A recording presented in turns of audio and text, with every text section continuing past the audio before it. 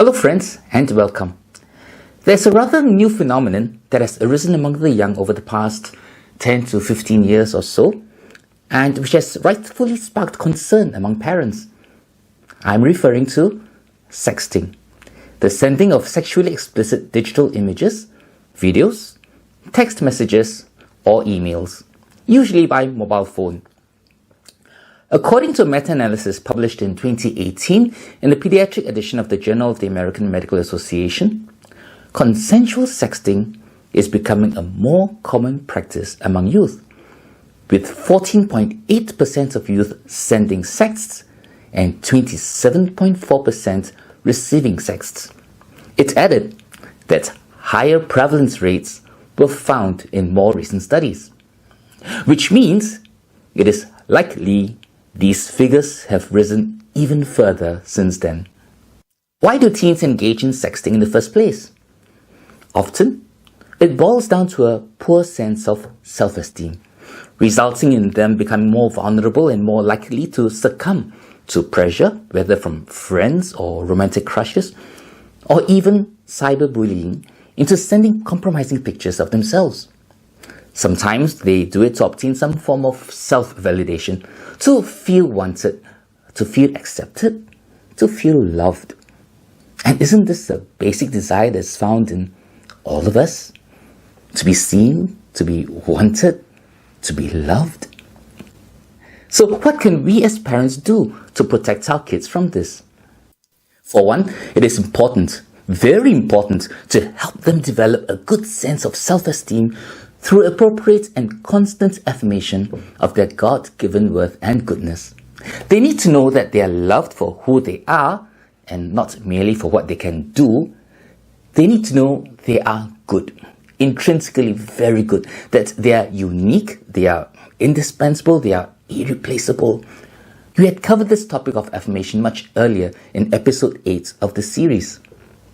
Second, talk to them regularly, from young, and in an age-appropriate manner about the various phenomena and dangers in the digital world. Keep these channels of communication open and safe so that they feel confident in approaching us with any concerns they may have or anything that may have happened to them, knowing that we are there for them, a source of information, a source of wisdom, and a source of support. Support they can turn to whenever needed. I find that having casual chats with them at their favorite cafe, fast food place, or ice cream joint helps them to relax and feel more at ease in talking to us about the things that are going on in their lives. Perhaps let's try having these parent-child dates at least once a week, shall we? Third, share with them stories that we come across in the media about the consequences and problems faced from sexting. Besides being obviously against the law to send sexually explicit material, they must assume that every time they post an image or video of themselves, that image will be seen by everyone else, or at least they have to assume so, including their friends, their teachers, and future employers. And these images may never ever be erased from the internet. Fourth, install filtering and accountability software in our children's devices, and ours too, yeah?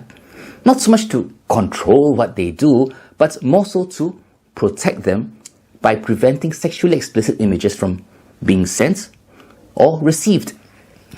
In addition, it gives us an idea as to what sites they may have been surfing and what apps they may have been using, which also provides us with the opportunities to chat with them, again in a comfortable and safe setting, about the interactions with the internet and social media.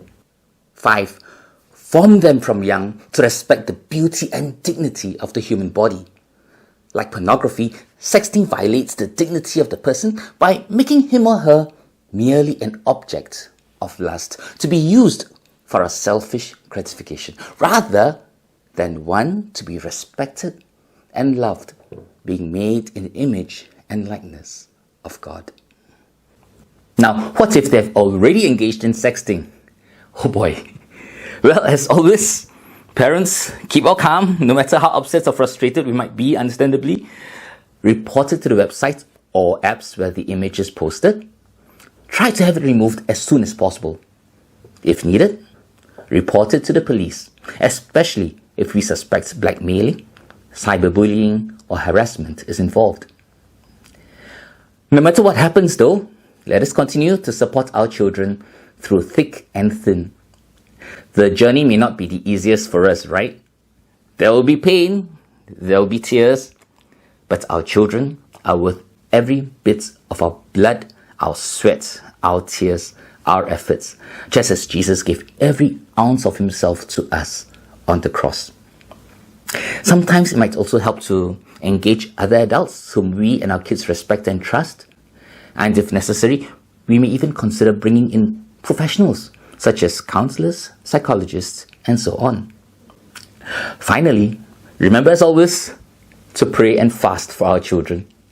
The challenges we face today, the challenges they face today are extraordinary, and we cannot do without God in our lives. Neither can our children.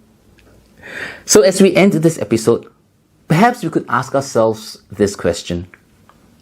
Have we affirmed our children as best as we can so that they will feel less inclined to seek acceptance and validation elsewhere? Do we make it a point to love them for who they are and not merely for what they can do? Till we meet again, take care and God bless you and your family always. Goodbye.